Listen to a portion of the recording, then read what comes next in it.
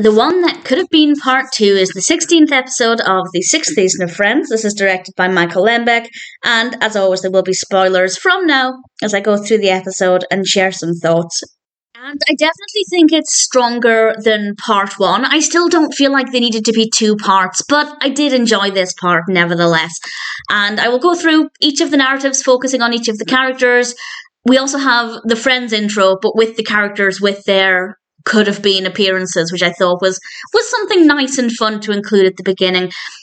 I will talk about Phoebe first, and then Ross and Susan, and then Joey, and then Monica and Chandler, because that's kind of the order in which I feel it's interesting. The most interesting for me was absolutely Monica and Chandler. Phoebe is still in hospital. She decides to sneak out. She goes back to her place of work, not aware that she'd been fired.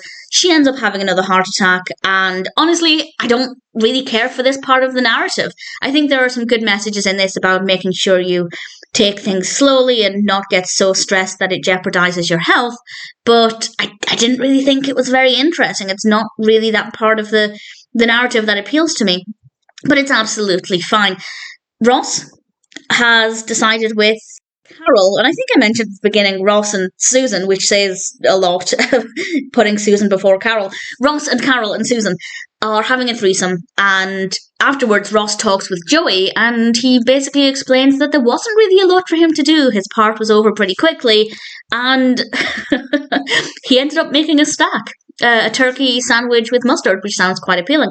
And then Ross later on talks to Rachel in Central Perk, and Rachel points out to Ross that Carol is obviously gay.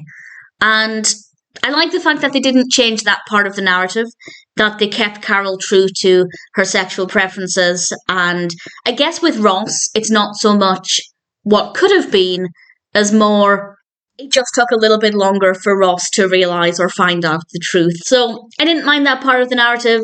It's not really any different to Ross's reality, just a little bit more delayed. So definitely don't mind that part of the episode. Not too bad at all. Then we come to Joey. Rachel is planning on cheating on Barry with Joey, and we're in Joey's apartment, and it's absolutely gorgeous. And of course we have Pat the dog and all of the other decorations, and it's such a fun environment. I really love Joey's apartment. And he kisses Rachel, and then Rachel throws up. And in the morning, she wakes up and panics that she'd slept with Joey. And Joey confirms that they didn't. And he gives her a ring from the show. A ring that he probably wasn't meant to take, but he gives her it so that every time she looks at it, she will remember that she was a good person and she did not cheat on Barry. However, I don't necessarily agree with that. The only reason she didn't cheat on Barry is because she threw up. I would argue that had she not vomited, she probably would have slept with Joey. And I'd also argue that that doesn't really paint Joey in a great light either. Rachel went to sleep with Joey to have an affair, but also Joey was clearly willing to let it happen. So neither of them look particularly great, but I do like how the narrative concluded. I thought it was quite sweet. And then Rachel goes home and finds out that Barry is actually having an affair anyway, so proving that actually they're just as bad as each other in that moment. And then we come to Monica and Chandler, and I absolutely love this. Well, I do, but I don't love Monica in this. A lot of the characters are not coming off as very good here. Monica is trying to seduce Dr. Roger. She's putting out oysters, telling him they're an aphrodisiac, and then he gets beeped, he has to leave. So Monica and Chandler are alone, and Monica explains that tonight was supposed to be special because it was supposed to be her first time.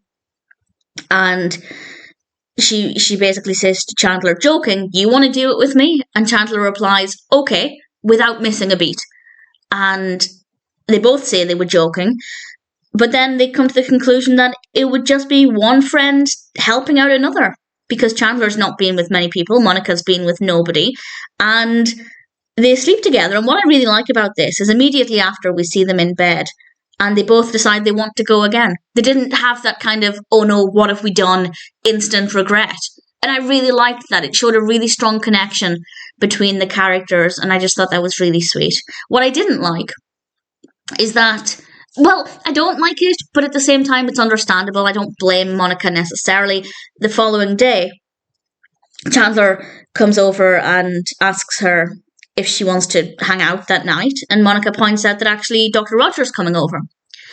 And I don't know how I feel about this, because on the one hand, Chandler and Monica sleeping together was just one friend helping out another friend. It was clearly no strings. But at the same time, Monica was willing to sleep with Chandler and then presumably try and seduce Dr. Roger that night as well. And I don't love that for Monica. And I really don't love that for Chandler.